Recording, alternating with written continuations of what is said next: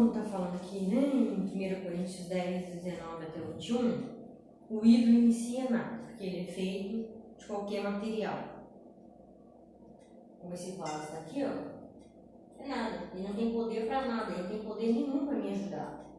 Os ídolos e os deuses, um cara de gato, um cara de vaca, não tinha poder para nada, cobre, não tinha poder para nada, ele é como esse vaso aqui. Mas a homenagem, a adoração e a celebração, aquilo que é nada, quando eu adoro, celebro, presto homenagem, devoção a isso aqui é nada, mas eu estou fazendo isso de todo o meu coração para isso aqui, é perigoso. Porque isso é nada, mas na hora que eu presto a adoração, Satanás entra entre eu e esse objeto aqui, e essa imagem, e esse Deus aqui, e toma para si aquela adoração. É aqui que o apóstolo Paulo está falando para a igreja tomar cuidado. A adoração só existe ao Deus único, somente ao Deus único. Só Deus é digno de toda adoração, devoção, homenagem, louvor. Só Ele é digno disso, tudo. Se não está sendo dado a Ele, oferecido a Ele, está sendo oferecido a demônio. É isso que Paulo está dizendo. Ou é a Deus, ou é a demônio. Né? Quando a pessoa presta a deuses e a ídolos. Vamos para Mateus capítulo 4. Mateus capítulo 4. 8.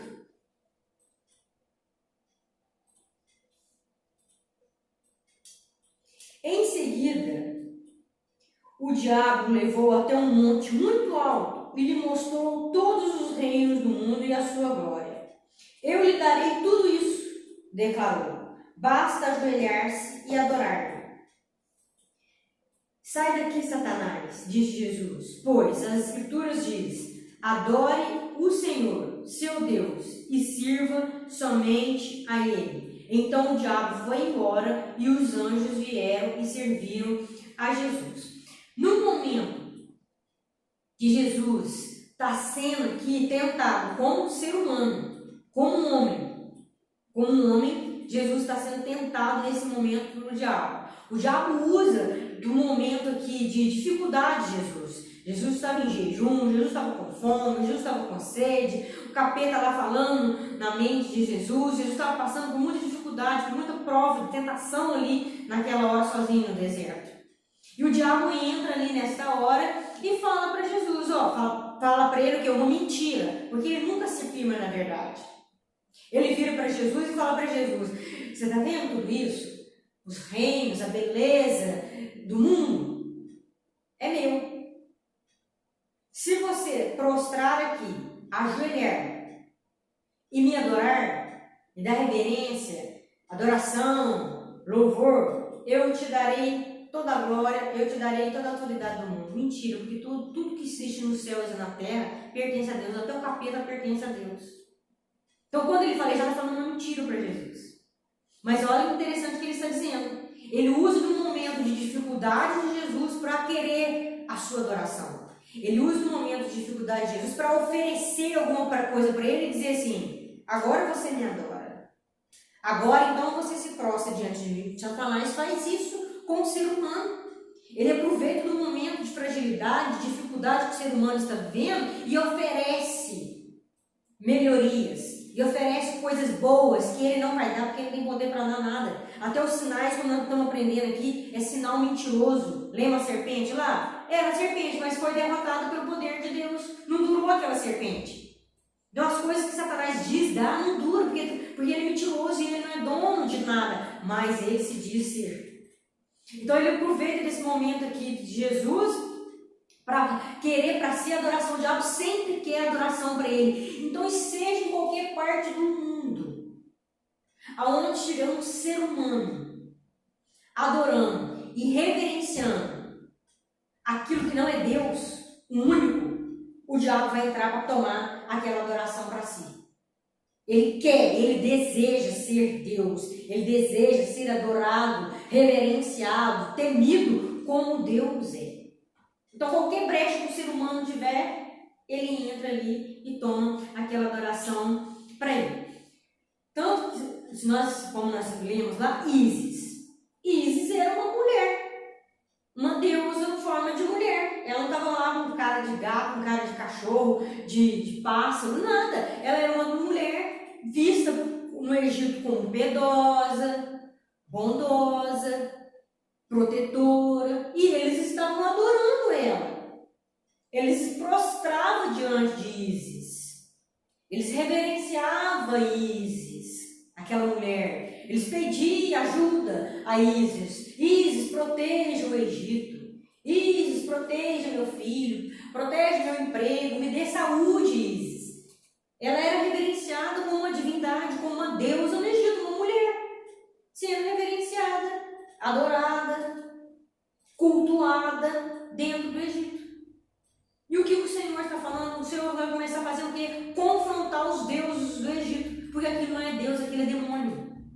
Então, naquele momento que os egípcios adoravam, reverenciavam aquela mulher que para eles era uma deusa, que para eles ela tinha poder, na hora que eles estavam reverenciando ela, o Satanás estava ali tomando para ele toda aquela adoração. Porque ela não era Deus, ela não é o Deus único. Então, na hora que Satanás olha, eles estão reverendo essa mulher, e essa mulher não é Deus, então eu estou tomando para mim essa adoração. Então, é isso que o apóstolo Paulo está querendo ensinar ali. Vamos ver 2 Coríntios 11. 2 Coríntios 11. 13.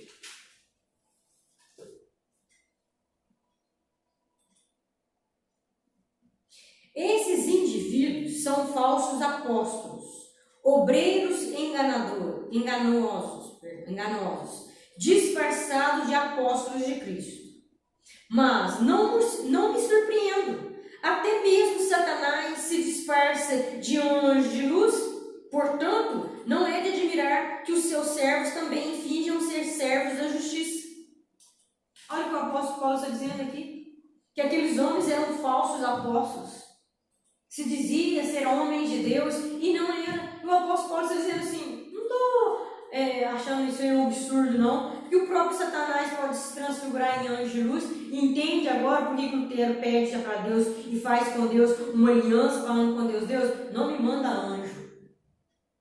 Porque olha o que o apóstolo Paulo está dizendo, se o próprio Satanás pode se transfigurar, aparecer para você, para mim, como um anjo de luz, ele pode usar o ser humano também, como se, parecendo ser um homem de bom e não é. Parecendo ser um homem espiritual e não é. Parecendo ter poderes sobrenaturais de Deus, mas não tem. É isso que ele está dizendo aqui, tá? Vamos voltar aqui então, 1 Coríntios 10.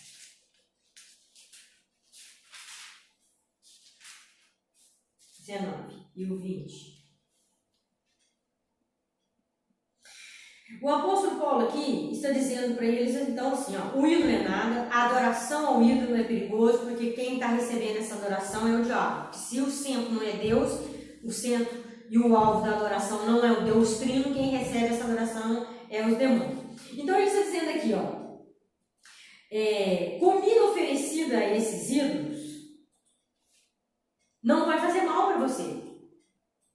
Não vai ter poder para fazer qualquer tipo de mal para você, porque estava tendo uma dificuldade aqui. Porque naquela época, nos tempos pagãos, oferecia sacrifícios aos demônios, aos deuses dele, muito animal, e depois esses animais eram vendidos nos açougues. Aí um judeu ia lá comprar essa comida, essa carne, perdão, aí como é que fazia? Essa carne tinha sido oferecida a ídolos.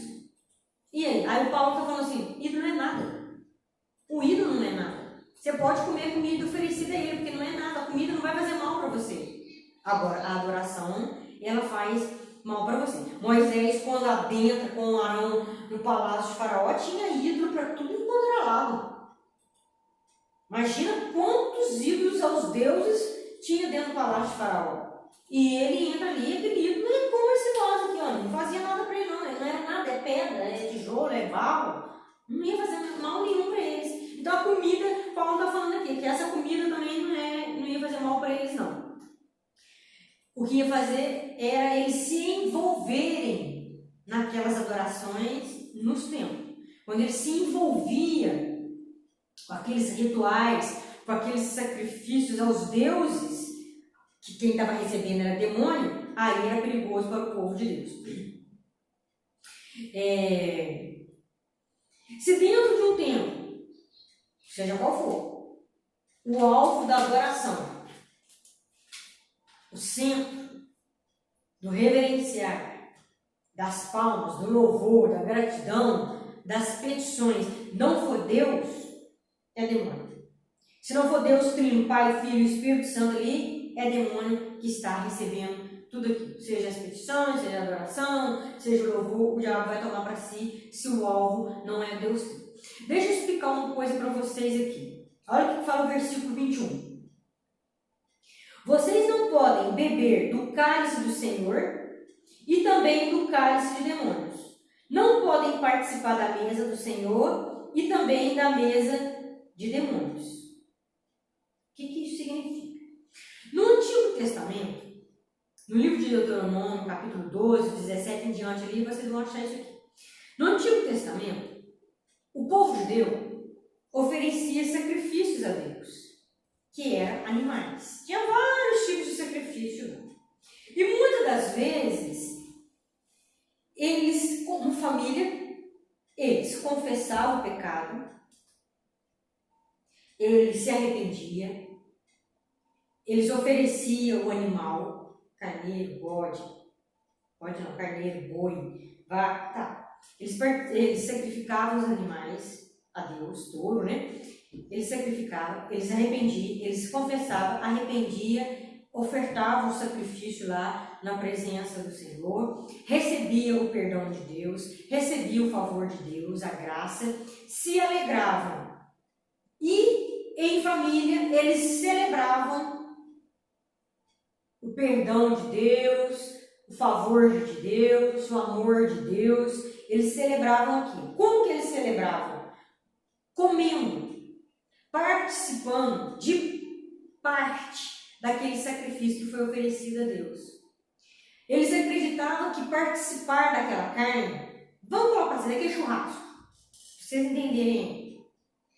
Aí eles faziam uma festa lá e participavam daquele churrasco, daquelas carnes. Tinha outras oferendas também, tinha farinha, tinha mel, tinha um monte de coisa. Aí eles participavam daquele sacrifício, daquelas ofertas que foi oferecidas a Deus ali. Quando eles participavam, que eles comiam, eles estavam, isso também era parte da restauração com Deus. Deus restaurou a comunhão com eles através deles se arrepender, confessar, sacrificar, ofertar. Deus restaurou eles com perdão, com amor, com paz. Então eles participavam daquele sacrifício também. Eles tinham ofendido a Deus, oferecido a Deus uma oferta, Deus recebia aquela oferta e dava parte daquela oferta para eles, para essa restauração, para esse momento de celebração, para esse momento de alegria. E eles faziam isso em família. A família toda ficava ali feliz, comendo, sendo grato que tinha recebido o perdão de Deus, arrependido, fazendo aliança com Deus, prometendo a Deus melhorar nas áreas no qual eles tinham ofendido a Deus, nas áreas no qual eles tinham pecado contra Deus. Nos tempos pagãos também acontecia a mesma coisa.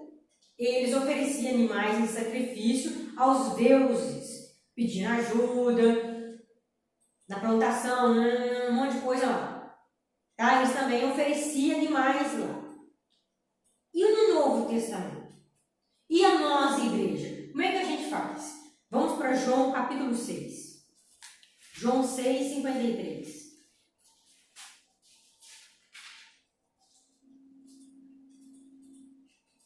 João 6, 53. Então Jesus disse novamente: eu lhes digo a verdade. Se vocês não comerem a carne do Filho do Homem e não beberem o seu sangue, não terão a vida em si mesmo. Mas quem come minha carne e bebe meu sangue terá a vida eterna, e eu o ressuscitarei no último dia. Pois minha carne é a verdadeira comida, e meu sangue é a verdadeira bebida.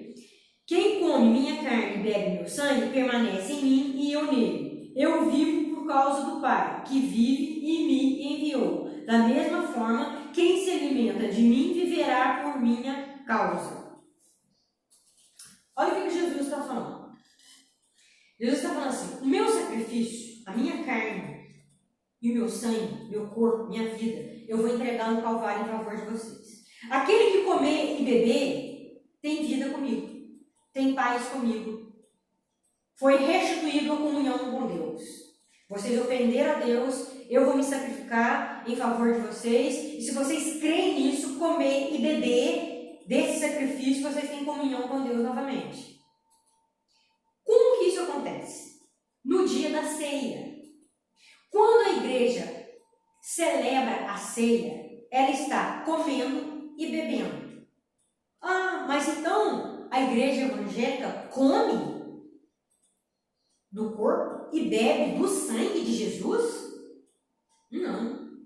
Nós não comemos e bebemos como se fosse um sacrifício de novo, como a igreja católica. A igreja católica, toda missa, ela sacrifica Cristo.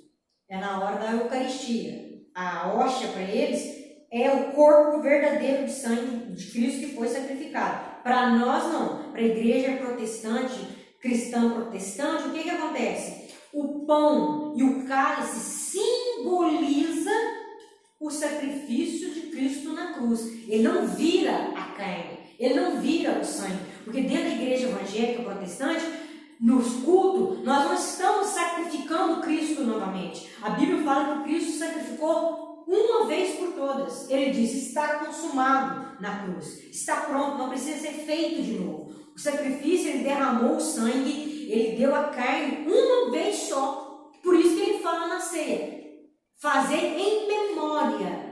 Então, na ceia, nós estamos trazendo à memória o sacrifício dele. Então, naquele momento, nós estamos pela fé alimentando, acreditando no que ele fez por nós no Calvário. Então, quando você crê, quando você passa a crer em Cristo, você está comendo e bebendo do sangue dele, participando do sacrifício dele, como os judeus participavam do sacrifício entregue a Deus no Antigo Testamento. Nós participamos do sacrifício de Cristo entregue a Deus por nós, participando da ceia. Quando você começa a acreditar em Cristo como seu único e suficiente Salvador, você então está participando, restituindo em alegria. Por isso, no dia da ceia, na igreja protestante, existe uma comunhão da igreja, uma alegria do corpo, porque a família espiritual está ali.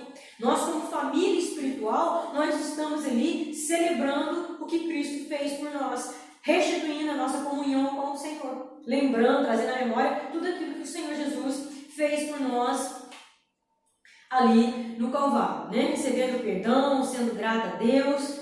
Então, isso é o que acontece dentro da igreja evangélica. 1 Coríntios 10, 21, vamos voltar lá. Então, quando ele fala assim: como é que você pode participar da mesa e do cálice do Senhor? Aí, a mesa no dia da ceia, o cálice e o pão, tudo no dia da ceia. E também participar dos demônios. Ou seja, como é que você pode estar dentro de uma celebração de ceia e estar dentro de um templo pagão servindo a deuses estranhos, a divindades? Você não pode fazer isso. Se você fizer isso, você vai provocar o ciúme de Deus. Deus é zeloso para com seus filhos. Deus tem zelo com os filhos dele. Deus é ciumento, é dele. Ele pagou o preço, ele comprou, pertence a ele agora. Então, como que uma pessoa que Deus comprou pode estar participando da ceia do Senhor e no mesmo instante estar participando de celebrações que não é Deus Trino, Pai, Filho e Espírito Santo sendo adorado? É várias outras coisas sendo adoradas, é várias outras deuses e ídolos recebendo louvor, recebendo adoração.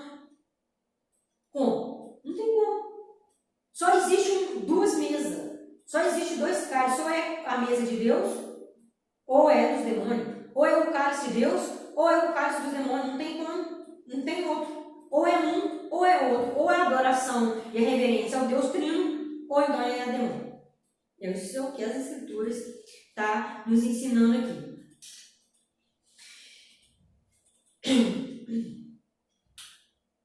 Havia imagens, né, de ídolos em todo o Império. Né? Em todo o Egito havia imagem dos ídolos, dos milhares de deuses que eles tinham. E o povo de Deus estava lá, os hebreus estavam lá, só que os hebreus não participavam daquelas adorações. Como eu acabei de falar, o Moisés e Arão entram no palácio de Faraó. Estava cheio de Deus lá, que Deus não tinha poder nenhum sobre ele não, porque aquilo não é nada. E nem os demônios estavam tendo poder sobre eles, porque eles pertenciam a Deus. Eles não estavam lá reverenciando aqueles demônios. Eles estavam lá falando com o Faraó. Então aqueles demônios não iam ter poder sobre a vida deles. Vamos para 1 João capítulo 4. Do 1 ao 6. Amados, não acreditem em todo espírito, mas ponham à prova para ter a certeza de que o espírito vem de Deus. Pois há muitos falsos profetas no mundo. O que ele está dizendo aqui? Existem poderes espirituais operando em pessoas, através de pessoas. Então, tomem cuidado. Põe à prova esses falsos profetas. Põe à prova esses falsos homens que se dizem ser de Deus, dizem ter poderes extraordinários, mas eles são falsos. Eles não pertencem a Deus. Existem espíritos demoníacos usando essas vidas. Provai, João, né? Está dizendo assim, provai, teste eles. Façam teste. Tenham discernimento e façam teste para saber se o que eles estão ensinando e se o que eles estão operando através de sinais provém de Deus ou não. É isso que ele está falando aqui.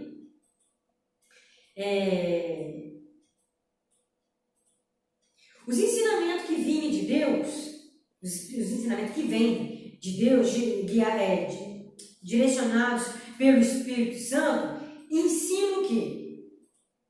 Que Cristo veio em carne. Tá? Assim sabemos se eles têm o Espírito de Deus. Todo espírito que reconhece que Jesus Cristo veio em corpo humano é de Deus. Mas todo espírito que não reconhece a verdade a respeito de Jesus não é de Deus. Este é o espírito do anticristo, sobre o qual vocês ouviram que viria ao mundo e de fato já está aqui. Como que eu vou provar, ter discernimento, se uma pessoa está falando da parte de Deus ou não? Sendo usada por Deus ou sendo usada por um demônio? O que aquela pessoa ensina tem que estar de acordo com as Escrituras. Tem que estar de acordo com Cristo. Que ele veio em carne. Não é só a primeira parte que ele veio em carne, vindo, nascendo de uma mulher, né? Ainda virgem, nascendo de uma mulher. Não é só isso. É toda a obra, todo o ministério de Jesus. Tudo que ele fez e que prometeu ainda fazer.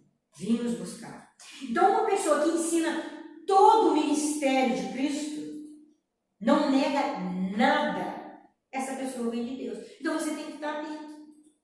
Não é só porque uma pessoa fala partes que você tem que acreditar. Ela tem que crer, pregar e ensinar tudo o que vem de Cristo. Tudo que foi feito e há de ser feito ainda por Ele. Tem que ensinar de forma completa e não só por partes. Então, essa pessoa, ela vem de Deus, essa pessoa é cheia de Deus, é instruída na palavra do Senhor. Você pode acreditar no que ela ensina, pode caminhar junto com ela aí nas instruções dela. 1 João 2, 22 fala assim: e quem é mentiroso? Aquele que afirma que Jesus não é o Cristo. Quem nega o Pai e o Filho é o anticristo. Aquele que nega o Filho também não tem o Pai. Quem recebe o Filho também tem o Pai. Está vendo? Uma pessoa que está crendo verdadeiramente, ela crê na Trindade, ela crê no Pai, aquele no Filho, aquele no Espírito. Ela não crê só em um ou em outro. Ela crê em todos. Quando o Evangelho é pregado na verdade, a verdade prega o Deus Trino, o Pai, o Filho e o Espírito Santo.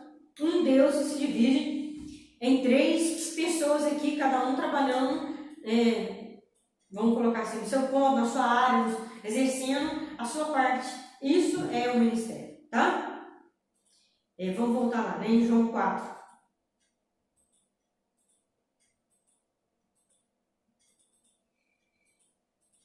E aí fala, esse é o espírito do anticristo, sobre o qual vocês ouviram que viria ao mundo. E de fato já está aqui. Olha o que o João está falando. O poder do anticristo já está no mundo. Nós já vivemos a última hora. Desde a morte de Cristo e quando ele parte para o céu, nós já estamos vivendo os últimos tempos. Nós já estamos vivendo nas últimas horas. O anticristo, o poder dele já está aí, ó.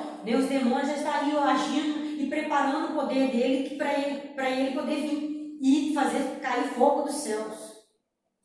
Filhinhos, vocês pertencem a Deus e já venceram os falsos profetas, pois o Espírito que está em vocês é maior do que o Espírito que está no mundo. Olha para você ver.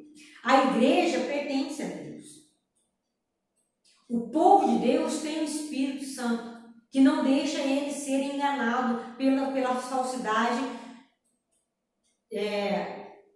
dos demônios, dos ensinamentos falsos. Por isso a importância de cada cristão com o Espírito Santo. A importância de cada cristão em ter a revelação das Escrituras, o conhecimento das Escrituras, através do Espírito Santo. É Ele que vai nos ajudar a não ser enganados pelos falsos que estão por aí, já de muito tempo, enganando já muitos. Então, a igreja pertence a Cristo, a igreja tem o Espírito Santo. Aqueles que não crê no Deus Trino, que não crê no Pai, no Filho, no Espírito Santo, eles estão no mundo. O Espírito de Deus não está neles.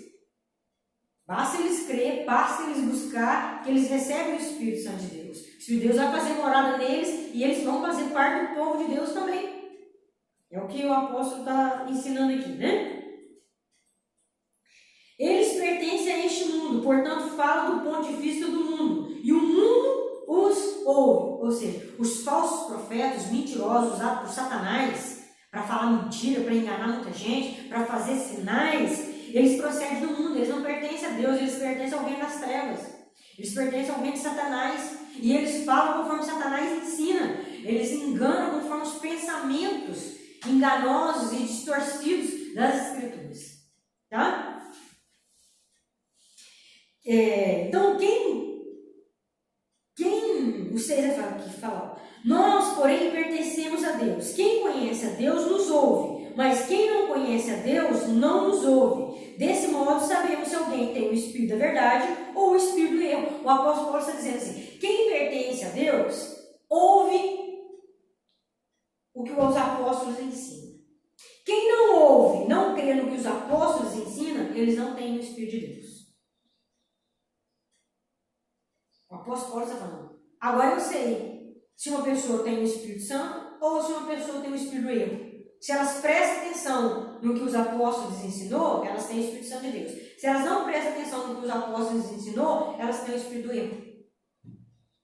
Então, quando uma pessoa ouve, guarda, pratica as Escrituras, o que os apóstolos ensinaram aqui através do Espírito Santo, essa é a pessoa cheia do Espírito Santo. Tá? É isso que ele está ensinando aqui. Então, o apóstolo João aqui, ele está mostrando claro para nós que a falsidade, os falsos ensinos, está em conjunto, né, com o espírito demoníaco. Não é só uma coisa, uma força humana. O falso ensino não é só humano, uma questão humana, vontade humana de ensinar as coisas erradas. Não é só isso. Tem espíritos demoníacos envolvidos nos ensinos falsos. Olha como é que a coisa é perigosa. Não é só uma questão de um homem querer falar uma mentira, ensinar uma mentira. Tem demônios agindo também lá. Por isso que a Bíblia nos fala no livro de Efésios, né? Que Deus deu para nós uma armadura, que existe uma guerra espiritual, porque existe muita coisa falsa, ensinamento falso aí, que você olha e pensa, é só um homem ensinando errado, é só uma mulher ensinando errado, mas não é. Ele está mandando vigiar, ele está mandando discernir. Ele está falando que tem poderes demoníacos envolvidos nesse ensinamento errado. Nós temos então que estar vigiando. O Lutero ensina assim: é um milagre a maneira pela qual Deus tem preservado o seu livro durante tanto tempo. Como é bom e glorioso ter a palavra de Deus. Para Lutero, essa Bíblia que você tem na mão, ela está aí na sua mão até hoje, é um milagre. Lutero não precisava ver milagres. Ele abria esse livro aqui, na hora que ele abria esse livro, para ele já era um milagre. Porque esse livro conta a vontade de Deus para nós, revela a vontade de Deus para nós. Então ele diz: para mim isso já basta, para mim isso já é um milagre. Eu ter conhecimento das Escrituras. Até hoje, essas Escrituras está guardada pelo poder de Deus. Homens já se levantaram, demônios já se levantaram, perseguições, lutas, sangue já foi derramado para tentar destruir esse livro.